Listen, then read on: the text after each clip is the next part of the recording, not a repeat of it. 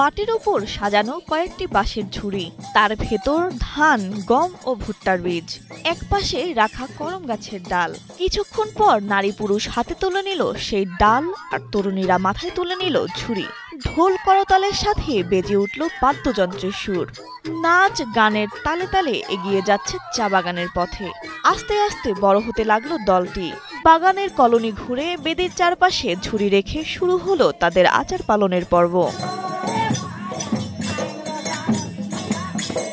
করম উৎসব উদযাপন কমিটি এবং শ্রীমঙ্গল উপজেলা প্রশাসনের সহযোগিতায় অনুষ্ঠিত এই উৎসবে উপজেলার বিভিন্ন চা বাগান থেকে আগত বারাইক, মুন্ডা, কুর্মি, খাড়িয়া, ভুইয়া, মুশহর, উরাং, তাঁতি, ভূমিজ, সাঁওতাল, তুরি, কন্দ, তেলিসহ প্রায় সব ধরনের নৃগোষ্ঠী মানুষ অংশ নেয়।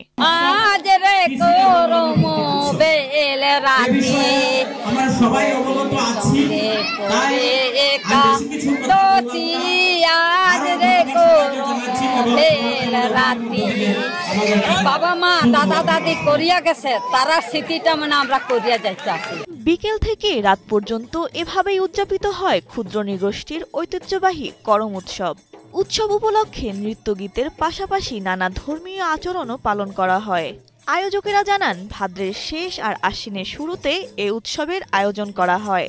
যুবক যুবতীরা গানের সুরে গাছ দেবতার প্রার্থনায় মেতে ওঠেন। করম নামের গাছের ডাল কেটে প্রাচীন প্রথা অনুযায়ী এই উৎসব পালন করা হয়। ফলন, উর্বরতা ও ভ্রাতৃত্বের প্রতীকী হল করম উৎসব। এটি শুধু ধর্মীয় বা সামাজিক অনুষ্ঠান নয়, এটি তাদের অস্তিত্ব, সংস্কৃতি ও পরিচয়ের উজ্জ্বল বহিঃপ্রকাশ।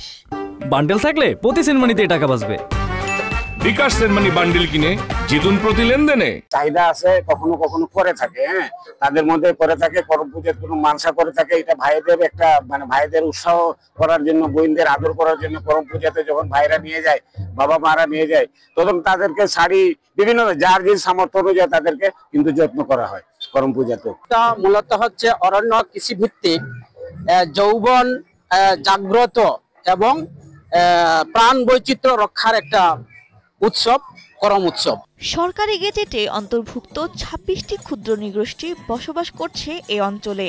প্রতিটি নৃগোষ্ঠীর রয়েছে ভিন্ন ভিন্ন উৎসব। উপজেলা প্রশাসনের পক্ষ থেকে এসব উৎসবকে টিকিয়ে রাখতে সহযোগিতা করা হয় বলে জানান। আপনারা নিশ্চয়ই জানেন যে আমাদের সমতলে বসবাসরত ক্ষুদ্র নৃগোষ্ঠীদের এই কারাম উৎসব তাদের সারা বছরের একটি উল্লেখযোগ্য উৎসব এবং সারা দেশেই এটা উদযাপিত হচ্ছে।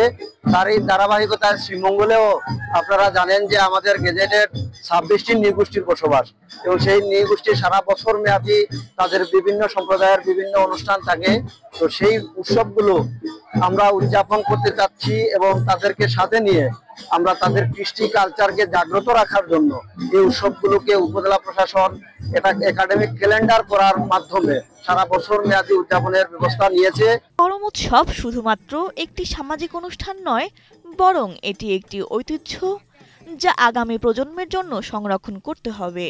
শ্রীমঙ্গল ও এর আশেপাশের এলাকার মানুষ এই উৎসবকে প্রাণবন্ত করে তুলছে, যা তাদের জীবনের সাথে মিশে থাকা সংস্কৃতির একটি উজ্জ্বল অংশ।